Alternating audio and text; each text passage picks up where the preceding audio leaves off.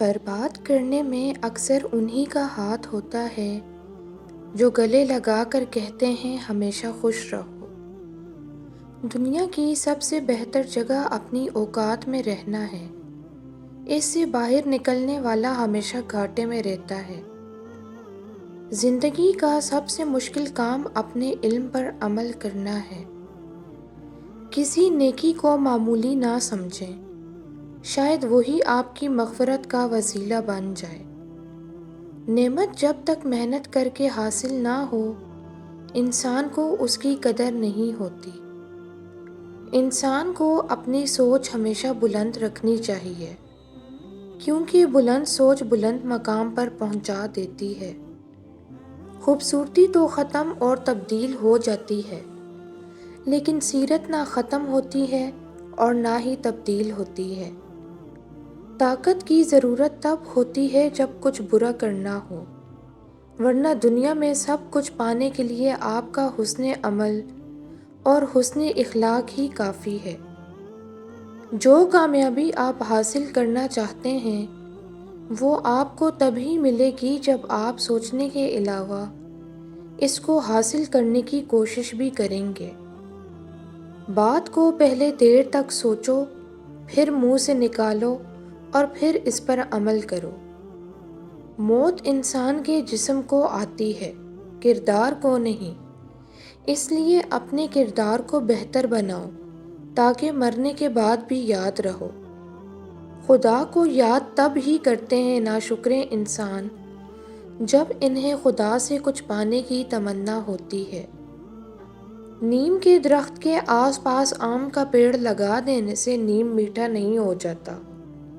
جن کی فطرت میں ڈھسنا ہو وہ ڈھسا کرتے ہیں۔ اکثر لوگوں کو اپنے علم پر غرور ہوتا ہے، لیکن انہیں اپنے غرور کا علم نہیں ہوتا۔ برا وقت بھی کمال کا ہوتا ہے صاحب، جی جی کرنے والے بھی تو تو کرنے لگتے ہیں۔ مطلب کی کشتی پر سوار لوگ بہت جلد مخلص لوگوں سے بچھڑ جاتے ہیں۔ چلتے چلتے دیوار سامنے آ جائے تو لازمی نہیں کہ وہ راستے کی دیوار ہی ہو۔ ممکن ہے آپ نے غلط راستہ چنا ہو اور اصل میں وہ حفاظتی دیوار ہو۔ غصہ ہمیشہ حماقت سے شروع ہو کر ندامت پر ختم ہوتا ہے۔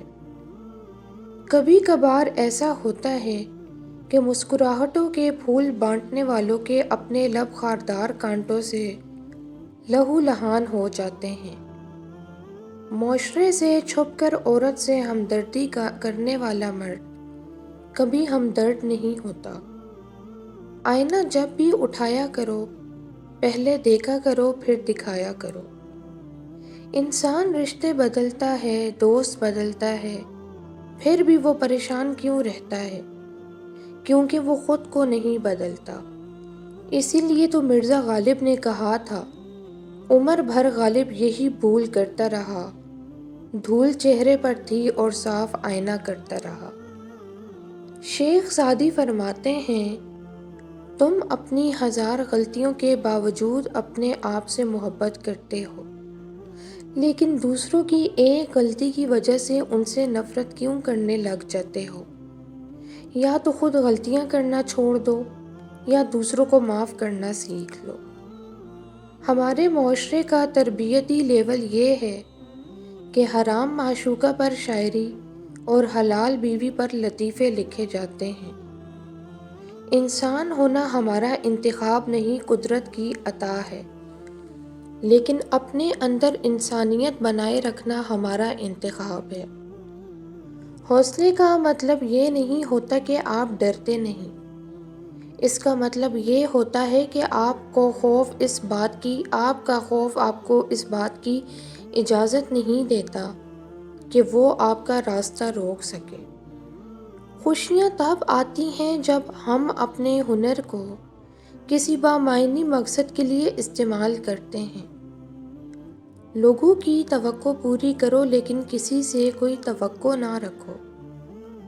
اگر آپ کسی اور کی طرح بننے کی کوشش کر رہے ہیں تو آپ اپنے آپ کو ضائع کر رہے ہیں۔